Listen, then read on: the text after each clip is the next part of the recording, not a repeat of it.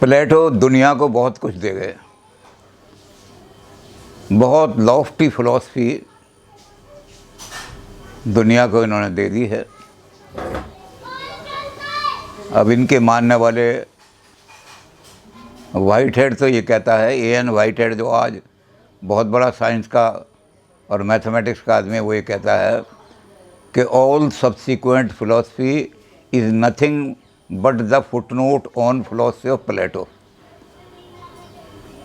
तो अगर चाहे वो कितनी श्रद्धा के साथ दिखा रहा हो, लेकिन इसमें कुछ ना कुछ तत्व ज़रूर है। तो अब इनके जो चेले थे वो भी इनसे कुछ कम नहीं थे। उनका नाम था अरस्तु। अंग्रेज़ी में कहते हैं एरिस्टोटल और उर्दू में कहते हैं अरस्तु। अरस्तु ने कहा कि प्लेटो ने कई चीज़ें ऐसी दी हैं जो आज दुनिया की सारी फिलॉसफी, जब भी तो उन्होंने कहा फुटनोट। प्लेटो ने सबसे बड़ी बात क्या की है कि जो रियलिटी है, अल्टीमेट रियलिटी है, परम सत्य है, वो एब्सोल्यूट आइडिया है। उसको हम खाली एब्सोल्यूट भी कह सकते हैं। तो एब्सोल्यूट को सच मानने वाले आदमी जो हैं वो कहलाते हैं आइडियलिस्ट, प्रत्ययवादी आदमी। इस दृष्टि से पहले प्रत्ययवादी दुनिया में जो हैं वो हमारे प्लेटो हैं। ये प्रत्ययवाद पाश्चात्य दर्शन में हेगल तक चला है। तो प्लेटो की ये देन है। उनके गुरु, इनके शिष्य कह रहे हैं कि प्लेटो ने दुनिया को एक चीज़ दे दी, फिलॉसफी को एक चीज़ दे दी, आइडियलिज्म। दूसरी चीज़ उन्होंने क्या दी, जो हमारे सोफिस्ट थे वो चीख रहे थे कि हमारे सेंसेस हमें ज्ञान देते हैं, तो प्लेटो ने नॉलेज के क्षेत्र में भी एक ऐसी चीज़ दे दी। वैसे तो देखा जाए तो पहले परमेनाइडिस ने ये बात कह दी थी, लेकिन प्लेटो ने उसको बड़े सिस्टमेटिक ढंग से और आर्गूमेंट दे करके किया। उन्होंने कहा कि जो रियल नॉलेज है, नॉलेज ऑफ द रियलिटी, वो सेंसेस से नहीं आती। सेंसेस तो आपको अनरियलिटी का, जो चीज़ें नश्वर हैं उनका, जो चीज़ें संसार के अंदर केवल कॉपी हैं असलियत की, इनका ज्ञान कराती है सेंसेस। तो असलियत का ज्ञान कौन कराता है? रीज़न, बुद्धि। आपकी जितनी भी कंट्रोवर्सी हैं, जितनी भी इनकन्सिस्टेंसी हैं, उन सब को दूर करके परम सत्य का ज्ञान कराने वाला रीज़न है।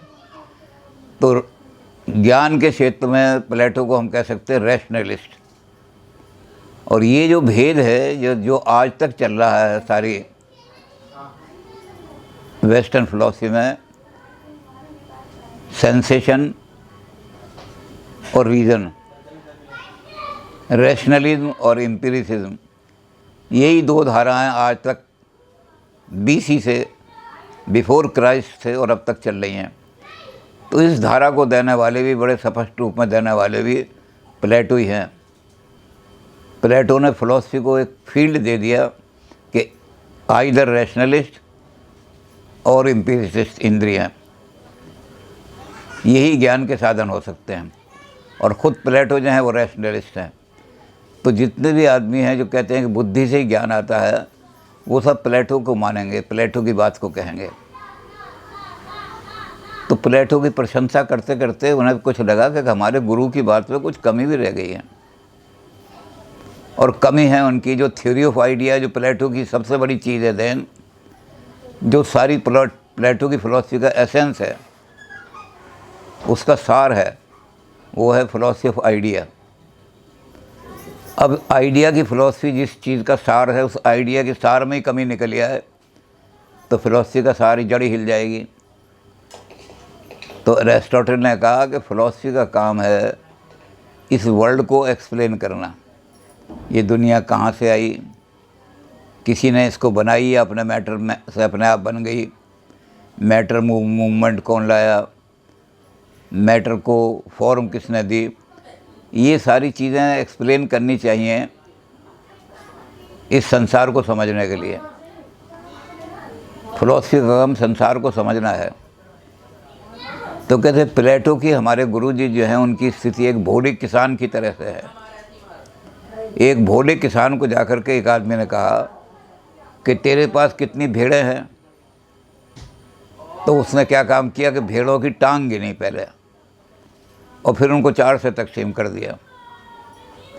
तो कहते हमारे गुरुजी को कहा कि ये सारी जो मिस्ट्री है इसको हेराक्लाइटस कह रहे हैं अग्नि से बनी है, एनेक्जेमेंडर कुछ कह रहे हैं, थेलिस कुछ कह रहे हैं पानी से बनी है।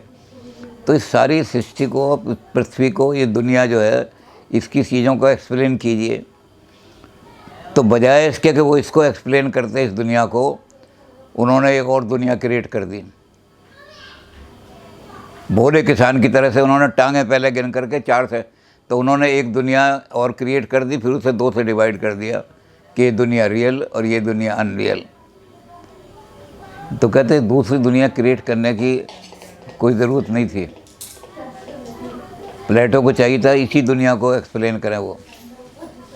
तो कहते एक तो ये गड़बड़ कर दी उन्होंने, दूसरे एक उन्होंने गड़बड़ ये कर दी कि आइडियाज़ को उन्होंने कहा ये अल्टीमेट रियलिटी हैं, लेकिन आइडिया के अंदर क्रिएटिव पावर तो है नहीं। तो ये कॉपी किसने कर दी? इस दुनिया को कॉपी बता रहे हैं इसकी। तो पहली चीज़ तो कि आइडिया को ज़रूरत क्या थी कॉपी करने की? तो उन्होंने रेफरेंस कोट किया, उन्होंने कहा कि इंडिया में तो एक मेटाफिज़िकल ने मेटाफर ला करके एक्सप्लेन कर देते हैं भगवान को। जब भगवान परफेक्ट था, कंप्लीट था, किसी चीज़ की कमी नहीं थी, तो ये दुनिया पैदा करने की ज़रूरत क्यों पड़ी?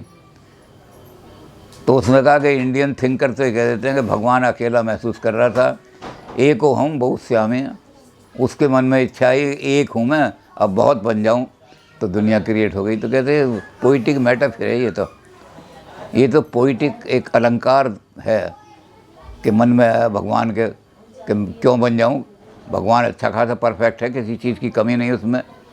तो ऐसे हमारे आइडिया कहते हैं, लेकिन हमें आइडिया में तो रैशनल जवाब देना चाहिए, आइडियाज़ के अंदर क्रिएटिव करने की पावर है नहीं।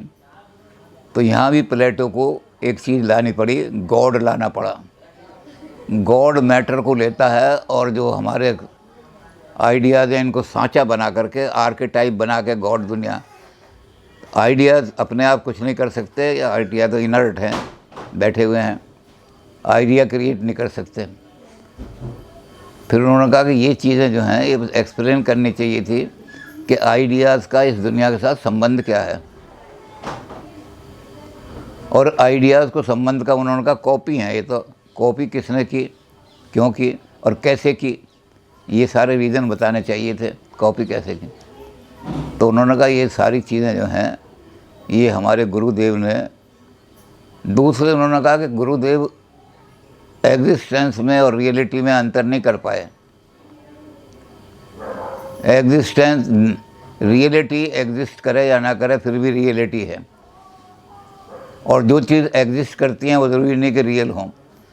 तो रियलिटी में और एग्जिस्टेंस में क्या अंतर है, और क्या